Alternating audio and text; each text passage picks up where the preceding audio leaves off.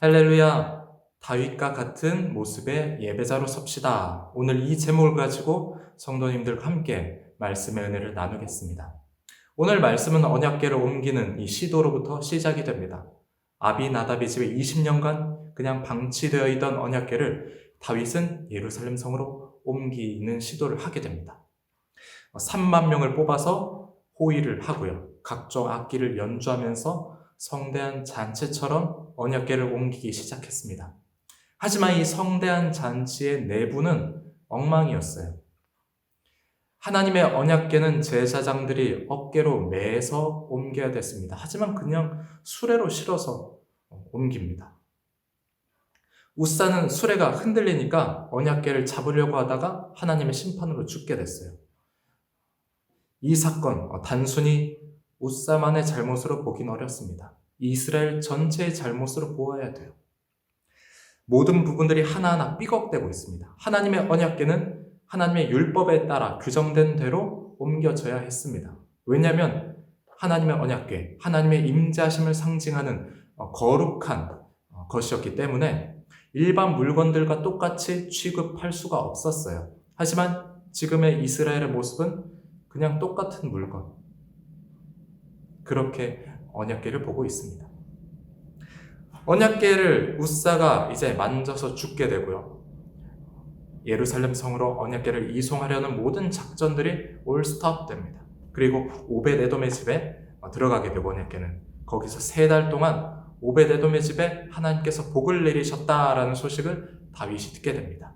그리고 이제 언약궤 다시 예루살렘 성으로 옮겨도 되겠구나 그렇게 생각하고 두 번째 언약궤를 이제 옮기는 시도를 하게 됩니다. 다윗은 기쁜 마음으로 언약궤를 예루살렘 성으로 옮겨갑니다. 이전의 실수를 반복하지 않기 위해서 율법이 정한 대로 제사장들이 언약궤를 메고 갔습니다. 그리고 언약궤가 향하는 길 동안 다윗은 온 힘을 다해서 기뻐하며 춤을 췄습니다. 모든 이스라엘 백성들이 함께 즐거워하고요. 나팔을 불면서 언약궤를 맞았어요. 다윗은 하나님께 번제와 화목제를 드리고 또 이 언약궤를 예루살렘의 장막 가운데 두고는 온 백성과 함께 기뻐했습니다. 백성들에게 음식도 하사하고 함께 모든 백성들이 이 언약궤가 예루살렘 성에 들어온 것을 축하하고 기뻐했어요. 딱 한 사람만 빼고 말입니다. 바로 다윗의 아내 미갈입니다. 다윗이 기쁨으로 언약궤를 옮기는 이 작업을 다 끝낸 다음에 성 안으로 들어왔을 때 미갈이 다윗에게 이런 말을 합니다. 아주 찬물을 끼얹어요. 20절입니다. 다윗이 자기의 가족에게 축복하러 돌아오매 사울의 딸 미갈이 나와서 다윗을 맞으며 이르되 이스라엘 왕이 오늘 어떻게 영화로우신지 방탕한 자가 염치 없이 자기의 몸을 드러내는 것처럼 오늘 그의 신복의 계집종의 눈앞에서 몸을 드러내셨도다 하니 다윗은 춤을 출 때 왕의 위엄, 채통 그런 거 다 신경 쓰지 않았습니다. 어떤 왕의 예복, 그런 화려한 그런 옷을 입지 않고 그냥 편한 옷, 춤추기에 좋은 옷들, 간편한 옷을 입고 기뻐하면서 춤을 췄습니다. 이 모습을 보는 미갈의 마음, 16절을 보면 이렇게 표현을 하고 있는데요. 여호와의 궤가 다윗성으로 들어올 때 사울의 딸 미갈이 창으로 내다보다가 다윗 왕이 여호와 앞에서 뛰놀며 춤추는 것을 보고 심중에 그를 업신여기니라. 업신여겼다라고 하죠. 저게 무슨 왕의 모습이야? 다윗을 무시한 거예요. 여기에 대해서 다윗은 이렇게 반응합니다. 다윗이 항변하는 이게 어떤 진정성을 좀 더 우리가 느끼기 위해서 메시지 성경을 한번 읽어보겠습니다. 21절과 22절인데요. 나는 하나님 앞에서 마음껏 춤을 출 것이요 그분이 나를 택하셔서 당신의 아버지와 당신의 남은 집 위에 두시고 하나님의 백성 이스라엘의 통치자로 삼으셨고 하나님의 영광을 위해서라면 나는 이보다도 더 격하게 춤을 출 것이요 설령 내가 바보처럼 보여도 좋소. 하지만 당신이 그렇게 걱정하는 여종들 사이에서 나는 한없이 존경을 받을 것이요.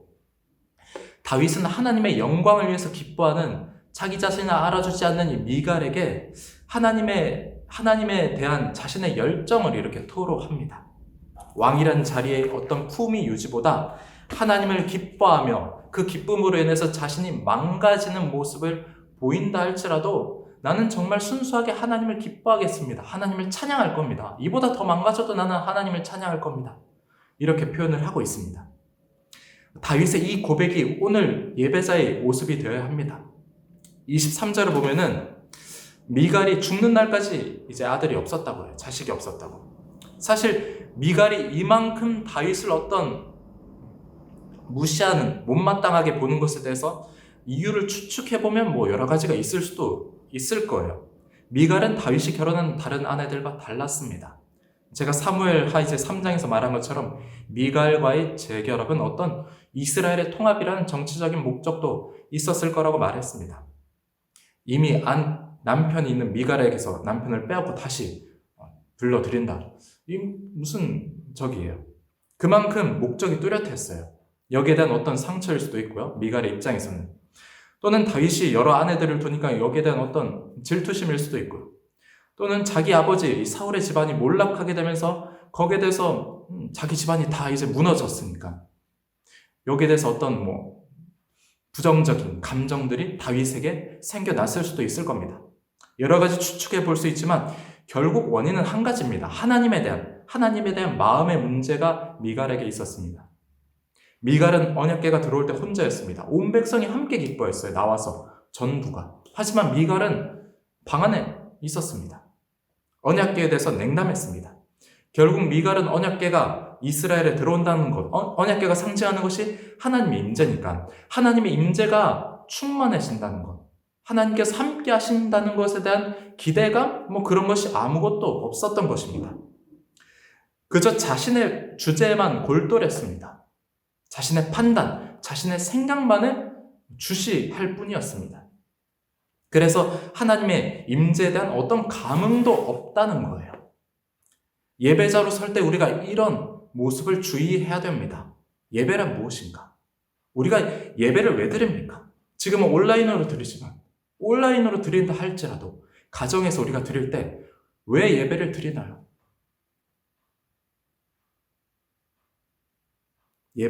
예배에서 누굴 만나시나요? 사람들과의 친목 모임이 예배입니까? 좋은 찬양을 듣는 것이 예배입니까? 좋은 말씀을 듣는 것이 예배입니까? 그렇지 않습니다. 예배는 만남입니다. 누구와의 만남입니까? 바로 하나님 아버지와의 만남입니다. 다른 어떤 누군가의 만남이 아닙니다. 나의 감정 상태를 충족시키는 것이 아닙니다. 하나님 앞에 단독자, 홀로 서는 것이 바로 예배입니다. 하나님의 임재하심에 대한 기대감이 없이 예배 드린다는 것.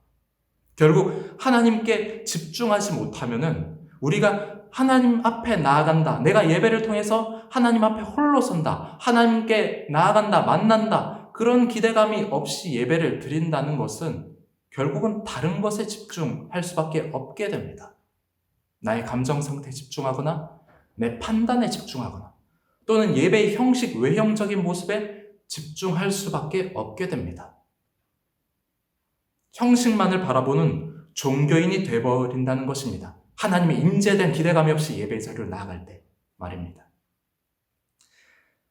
말씀이 육신을 입고 이 땅에 오신 예수 그리스도, 그분의 임재를 실제적으로 보았던 바리새인들을 생각해 보십시오. 예수님을 못 박았던 수많은 유대인들을 생각해 보십시오. 그들은 주님의 임재를 실제 보았습니다. 임재하심과 함께 했습니다. 하지만 예수님을 보지 못했습니다. 자신이 가진 어떤 율법적인 편견들, 그런 지식들, 거기에 함몰되어서 임재하신 예수 그리스도, 그분의 영광을 보지 못했습니다.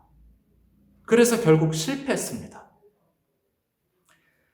다윗이 춤을 춘 것, 그것은 다윗에게 하나님이 어떤 존재인가, 하나님께서 어떤 의미를 가지신 분인가를 보여주고 있습니다. 다윗이 만일 국가 예식으로 어떤 성대하게 종교적인 직무로서 언약궤를 옮겼다면 다른 왕들처럼 근엄하고 엄숙한 모습으로 옮겼을 거예요. 왕의 채통을 지켰을 겁니다. 하지만 다윗에게 언약궤를 옮기는 것은 종교적인 직무가 아니었습니다. 일이 아니었어요. 화려하고 웅장한 퍼포먼스도 아니었습니다. 다윗에게는 예배였습니다. 예배.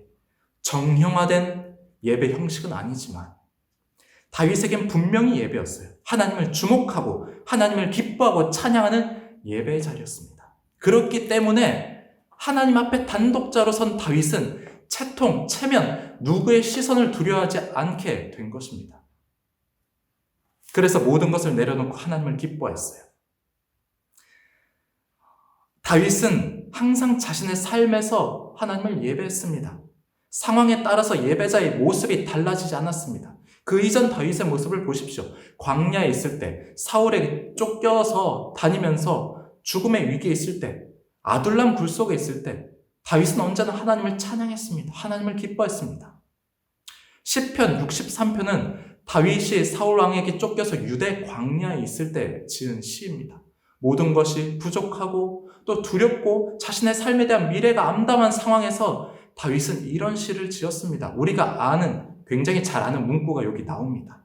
3절과 4절인데요. 주의 인자하심이 생명보다 나음으로 내 입술이 주를 찬양할 것이라. 내 생명보다 주님의 인자하심을 내가 구합니다. 주님을 찬양합니다. 이러므로 나의 평생의 주를 송축하며 주의 이름으로 말미암아 나의 손을 들리이다. 내가 평생에 주님의 이름을 송축합니다. 내 손을 들어서 주님의 영광을 올려드립니다. 다윗에게 아무런 미래에 대한 어떤 보장도 없을 때, 생명조차도 확신할 수 없을 때, 그때 그런 자리에서도 다윗은 예배했습니다. 하나님 앞에 홀로 섰습니다.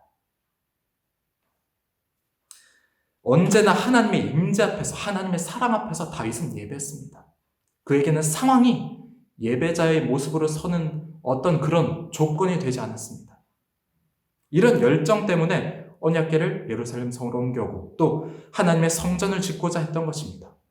오늘 우리가 다윗처럼 하나님께서 기뻐하시는 예배자로 서길 원합니다. 내가 가진 생각들, 내가 가진 판단들, 내가 가진 지식들, 내가 가지고 있던 어떤 거칠애들, 외형적 형식들,